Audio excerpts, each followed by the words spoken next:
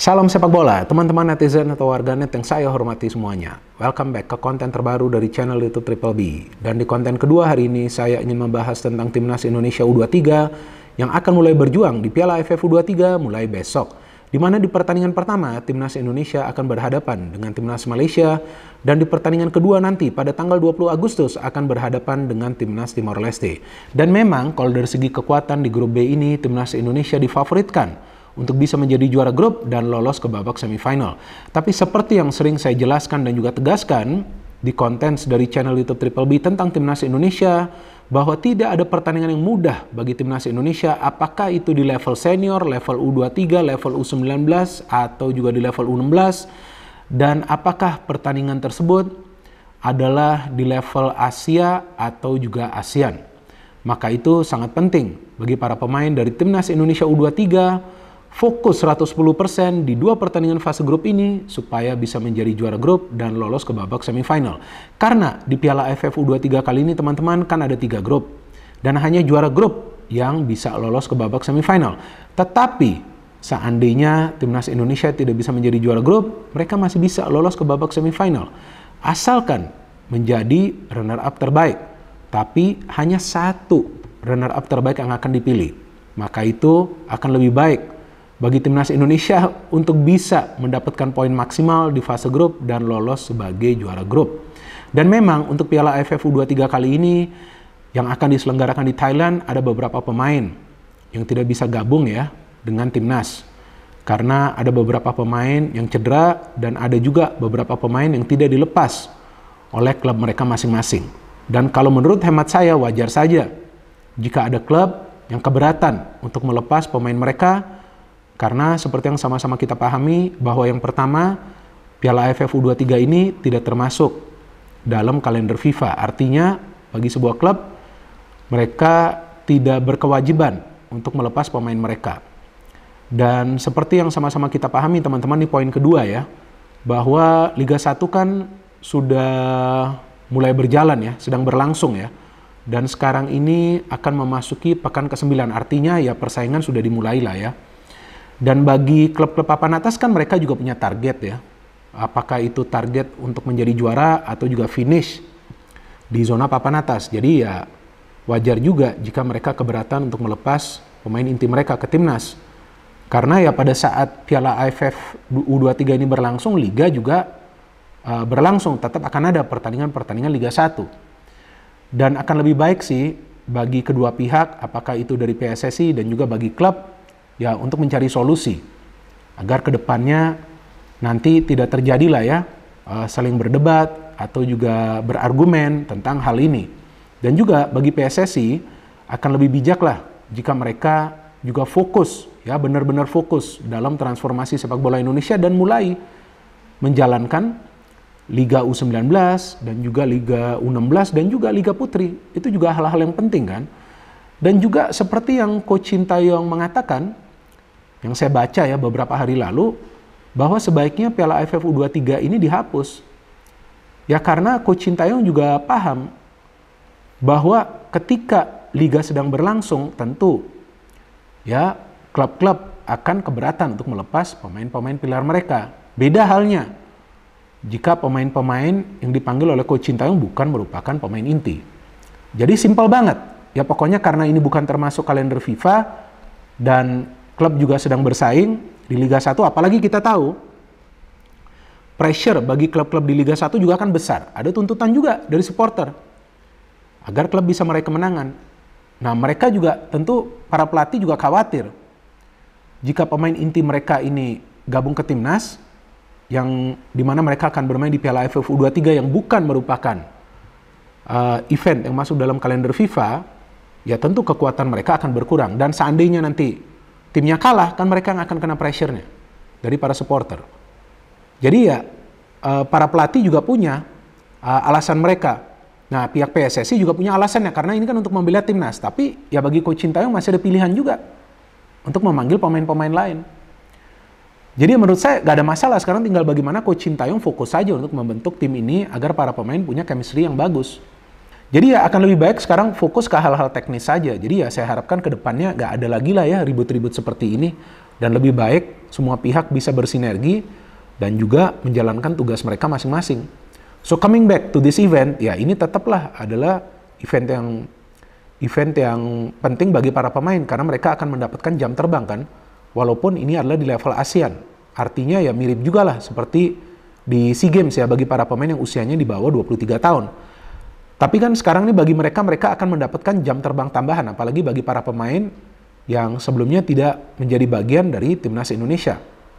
Nah, dan dari segi materi pemain, kalau menurut saya ini pemain-pemain yang bagus juga sih. Karena penjaga gawangnya saja adalah Hernando Ari. Kemudian ada Alfrenda Dewangga, di depan ada Ramadan Sananta, ada Kelly Schroyer. Kemudian kita tahu ada Kadek Arel. Ya, ada banyak pemain-pemain yang bagus nih. Sebentar ya, saya baca ya. Biar saya juga bisa menjelaskan kepada teman-teman ya. Nah, ini dia. Ada Haikal yang dipanggil ya. Ada Ferrari juga akan bermain. Ada Alfrenda Dewangga tadi. Bagas Kava. Ada Komang Teguh, ada Frankie Misa. Ada Muhammad Kanu, Beckham Putra, Robi Darwis. Ini pemain-pemain yang bagus juga. Selain Ramadan Sananta di depan ada Muhammad Ragil. Ini pemain muda ya. Dari Bayangkara Presisi Indonesia FC. Ada Titan Agung. Ada juga Irfan Johari. Ya, so these are all good players. Saya pikir ya kalau dari segi materi pemain kita bagus-bagus saja. Tinggal sekarang bagaimana taktik dari Coach Sintayong. Dan saya harapkan Coach Sintayong akan berani memakai strategi menyerang. Karena kalau cuma mau bertahan dan bermain counter, apalagi nanti lawan Malaysia, saya pikir tidak akan mudah sih untuk bisa mengalahkan Malaysia. Ya harus mengambil resiko, walaupun ini bermain di venue netral, bukan bermain di tanah air. Ya harus mengambil resiko, dan kita punya pemain-pemain yang mampu bermain ofensif. Di SEA Games lalu kan, ketika timnas Indonesia itu bermain ofensif, kan bagus, bisa mendapatkan medali emas. Dan ada beberapa pemain yang sekarang akan bermain di Piala AFF U23 ini yang sebelumnya bermain di SEA Games kan. Jadi ya sebetulnya kalau mau main ofensif ya itu adalah salah satu cara lah ya sebetulnya untuk bisa meraih kemenangan di fase grup. Kecuali lawannya di fase grup ini adalah Vietnam atau juga Thailand ya. Tentu harus berhati-hati karena kan salah satu kelemahan dari timnas kita apakah itu di level senior atau juga di level lainnya adalah di lini pertahanan. Tapi di depan ini sekarang ini kita punya striker Ramadan Sananta yang juga di Liga 1 kan mulai mencetak gol, kalau nggak salah sudah 4 gol ya, bagi Persis Solo, dia cetak kan. Nah ini sekarang adalah momen lah bagi Ramadan Sananta untuk bisa kembali terus mencetak gol, sama seperti yang dilakukan di SEA Games lalu kan, dia mencetak banyak gol juga. Dan penjaga gawang kita juga bagus, artinya bagi Coach Sintayong nih, dia harus mencari balance nih, keseimbangan. Dalam urusan membangun serangan dan juga dalam urusan bertahan. Dan lawan Malaysia tidak akan mudah teman-teman, walaupun dari segi materi pemain, kita punya pemain-pemain yang sudah punya pengalaman, sudah punya jam terbang bermain di timnas. Dan juga adalah pemain-pemain yang mendapatkan menit bermain di kompetisi. Tapi gak akan gampang. Apalagi kalau dari segi head to head tuh, kalau sepengetahuan saya di level SEA Games atau juga di level U23, Malaysia ini sering menang loh. Atau menahan kita imbang. Artinya ini sangat penting bagi para pemain ya mereka fokus dan bermain tenang. Jangan sampai emosional, jangan sampai terpancing juga. Jika para pemain dari timnas Malaysia nanti bermain agresif. Jadi jangan terpancing, tenang aja. Fokus pada permainan, fokus pada game plan. Dan juga sangat penting bagi para pemain jangan sampai melakukan satu pun kesalahan. Karena itu yang biasa dimanfaatkan oleh para pemain tim lawan. Dan juga ketika mendapatkan set piece, apakah itu tendangan bebas ataupun corner kick, harus juga bisa mencetak gol. Karena kalau yang saya cermati nih, dalam beberapa pertandingan terakhir, para pemain kita yang bermain untuk timnas Indonesia, ya sama juga sih, mau di level senior ataupun di level lainnya, sangat sulit untuk bisa mencetak gol dari skenario free kick atau juga dari corner. Nah seharusnya kan itu juga adalah salah satu cara dalam permainan sepak bola untuk bisa mencetak gol. Jadi bukan berarti free kick langsung, tapi mungkin free kick juga untuk memberikan umpan ya, untuk memberikan umpan ke rekan yang lain. Dan juga dua fullback ini, nah kita juga belum tahu nih apakah Coach Sintayong akan pakai skema 3 center back atau mungkin nanti pakai skema 4 pemain bertahan. Tapi dua fullback ini jangan sampai nanti mereka lepas posisi, jangan sampai mereka lupa untuk kembali bertahan.